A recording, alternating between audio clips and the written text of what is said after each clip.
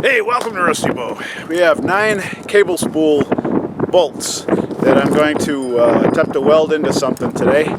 I got a couple ideas, not really sure which way I'm going to go, so we'll see how things turn out. So stay tuned. And you can see how cold it is by my trail through the snow, all these big plates of snowy ice.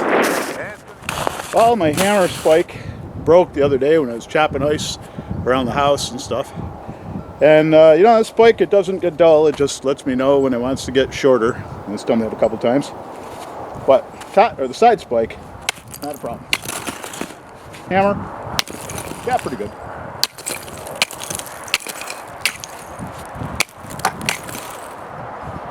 Side spike, not a problem at all.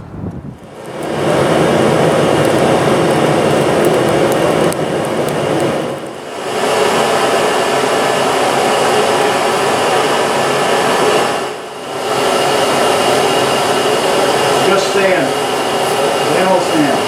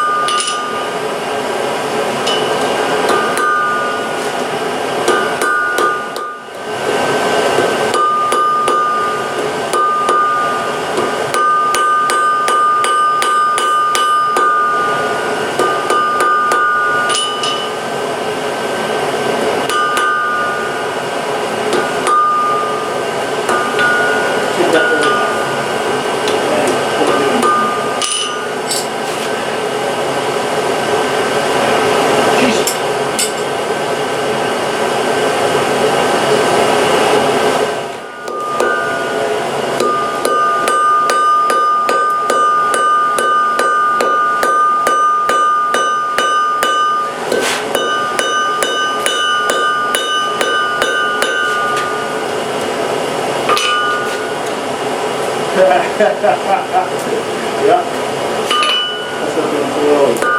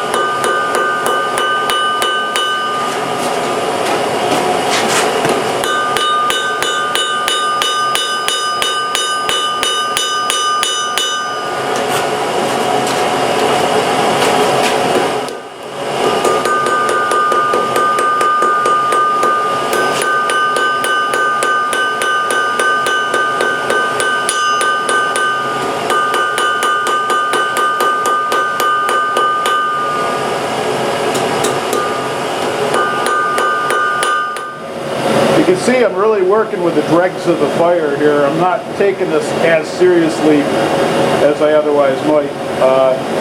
It's really just an exercise in welding at this point, but you know, the project is still okay. It's just I was going to make something out of the tip. I'll see what I can do with it, but yeah, it's going to need a hotter fire, more stuff in it than I got in it right now.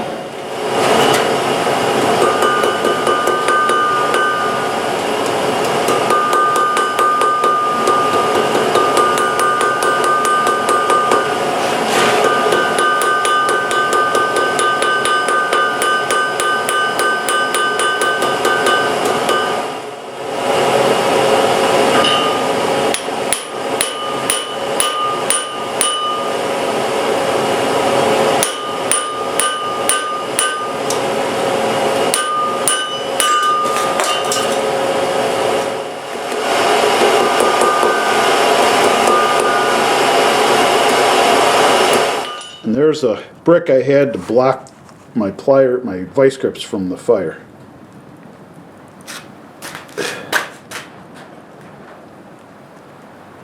So if you're thinking this is a total piece of crap, you'd be absolutely right.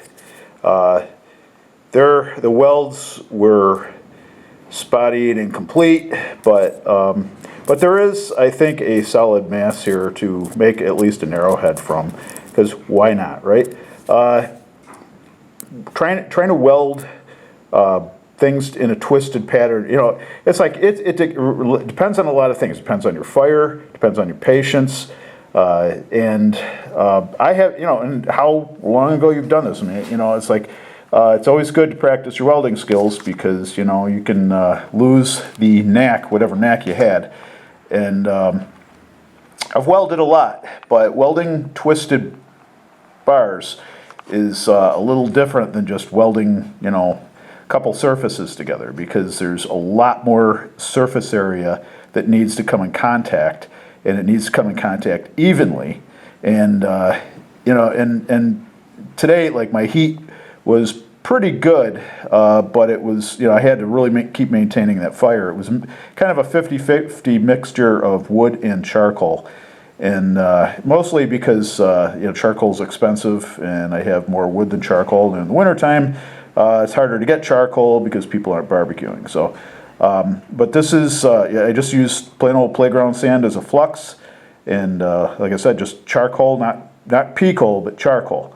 And so, you know, welding's always a little trickier, but I'm going to see what I can do with this. And the other piece too is still totally serviceable. I'm going to keep working with that because I have a larger, cooler idea with that. I'll see if I can pull it off at another time. But I'm going to see if there, what's left here to make a really ugly, weird arrowhead out of.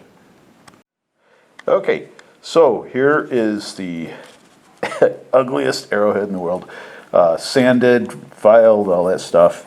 And you can see flaws there and little one there. But overall, though, there was enough solid mass to make an arrowhead. I'm not even going to bother you know, hardening this or trying to harden it, because it's just made out of bolts and it's not going to harden very much or at all.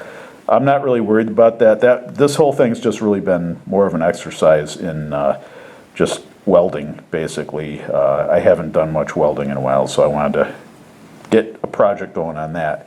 But I will stick this on a shaft at some point and fire this downrange. Just not.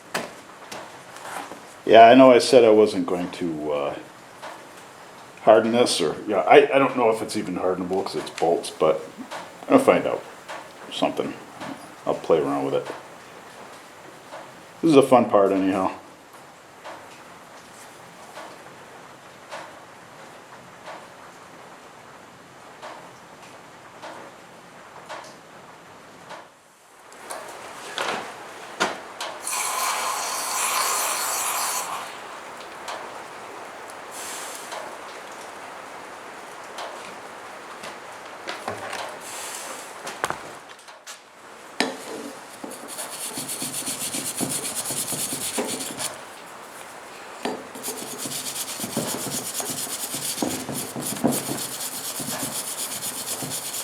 I doubt very much this is gonna, the edge is gonna be much harder than it was, but I will run a file on it and see what it feels like.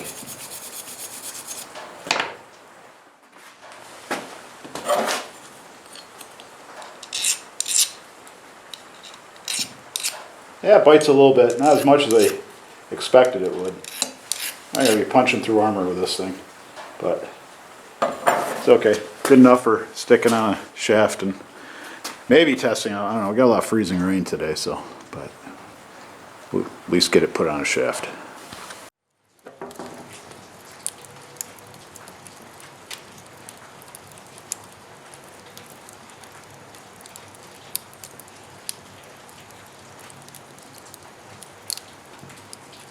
Okay, here is the arrow that put on a shaft that's probably a little shorter than I like. Not quite too short, but pretty damn near. And I'm going to send it downrange there to my disheveled stacks at least once, just to let it fly. So we'll see what it does. Alright, it's freezing rain, so I'd really like to get this in one shot. So whether or not I hit the target, I just want to see how it flies.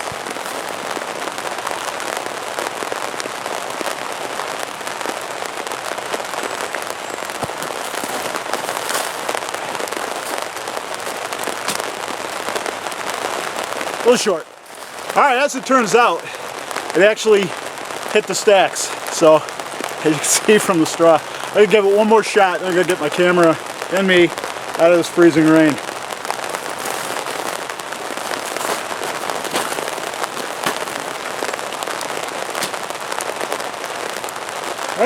pretty good shot. Let's go take a quick look.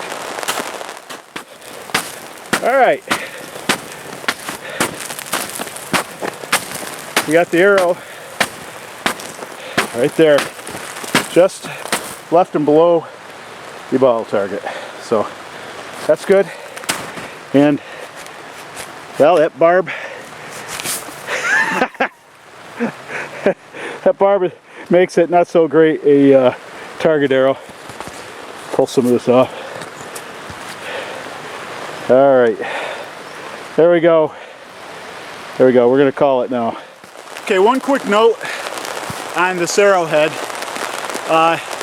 is that it was welded out of the bolt head sections of the 9-bolt bundle, which is makes it even more complicated to get something started and weld together. But you know, it not so bad for an ugly thing. And the rest of that bolt bundle I'll work with at a later date. So, all right.